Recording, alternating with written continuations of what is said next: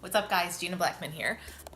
Today I am making one of my favorite all-time keto-friendly meals. And if you're not doing keto, this could very easily be made lower calorie, lower fat if you wanted to, but it's very low carb. It's delicious. It makes a ton of leftovers, which is always great for the week, and it's just really good. My husband loves it.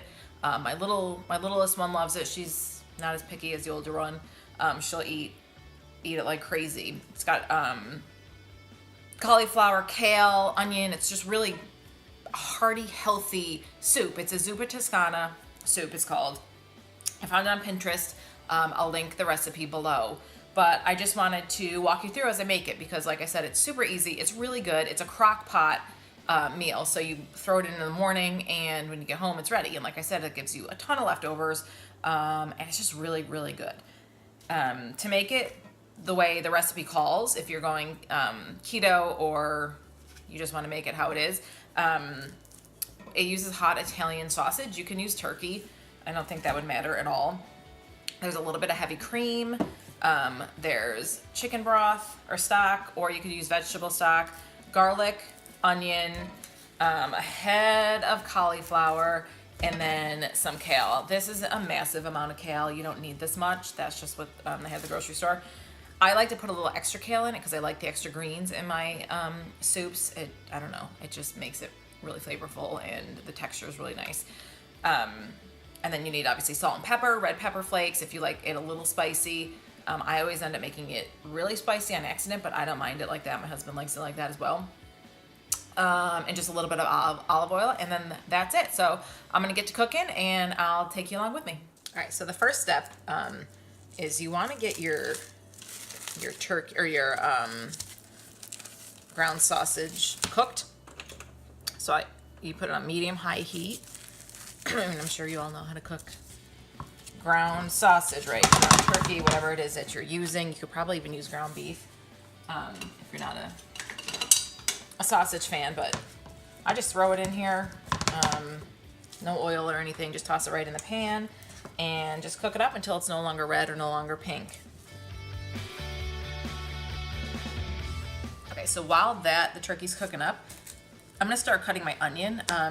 You just wanna, let me see, you just wanna dice it up. It calls for a half a cup. I usually do a little bit more just because a lot of the flavor is coming from this onion. So I'll just kind of eyeball it and slice it up, dice it while that turkey is cooking. But like I said, so you cook the turkey, you saute the onion, and I know you do something with garlic in there somewhere, but it's not in the instructions, which is weird. So I guess you maybe saute up the garlic and the onion together, throw that in the crock pot, chop up the cauliflower, throw that in the crock pot, chop up the kale, throw that in the crock pot with the chicken stock and salt and pepper and red pepper flakes, and you just kind of let it go. The cream goes in at the very end, right before you're getting ready to serve it. You kind of toss it in there, mix it all up, let it cook for a little bit longer, and then it's ready to serve. So it's super easy. It does take a little bit of prep work with the cutting everything up and getting the turkey cooked. But other than that, like I'll take 20 minutes here to cut things up and to cook the turkey, and then throw it in the crock pot. Don't think about it, and it's ready to go. And it smells delicious. It just cooks up really nicely. It's not like a weak soup. It's a really hearty soup, so it'll fill you up. And these onions are terrorizing my eyes right now because I don't have my contacts in. Do you notice when you have your contacts in, it doesn't hurt? When you don't have your contacts in, it hurts really bad. So I'm gonna go cry for a little bit, and I'll be right back.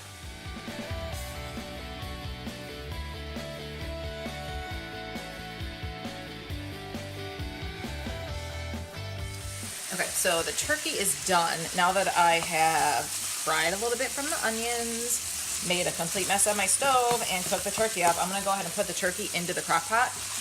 It tells you to get the turkey out with a slotted spoon to avoid, I guess, bringing the grease into the crock pot, but there's really hardly any grease in this pan, so I'm just gonna roll with it and dump it right in the crock pot. And then I'm gonna come back and saute up my onions. And while the onions are sauteing up, I'm gonna cut the cauliflower up.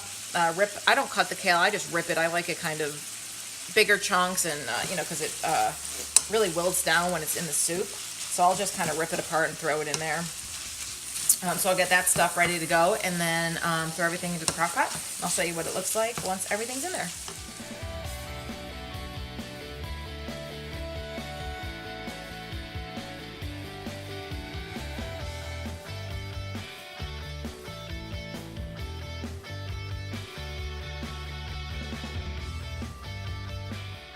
All right, guys, so I got the onions sauteed.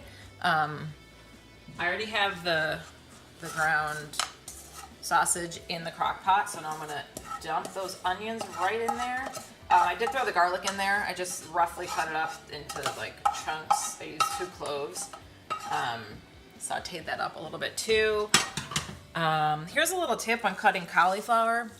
Don't try to rush through it, because I literally, there's like a million little pieces of cauliflower all over my floor because I was trying to do it in a hurry. But I don't even know how much the recipe calls for. I just cut up an entire head of cauliflower. It might be a little too much, but I'm gonna roll with it, because why not, right? I'm gonna go ahead and put the chicken. It actually calls for, I think, 36 ounces, but these will come in 32 ounces. So I usually just use 32 ounces. If you have, I don't know, those little chicken stock cubes, you could always throw some of that in there with some water too if you don't have the full 36 ounces either. All right, so now that's in there, I'm gonna go ahead and just put this on. I'm gonna turn on for 6 hours at first, so it's kind of a medium, cooking on medium, I guess. Well, it says high, but it's medium high, I guess. And then I'm gonna roll with the cauliflower, or not the cauliflower, the kale. Like I said, I just rip it right up. I rip it up and I just kind of throw it in there.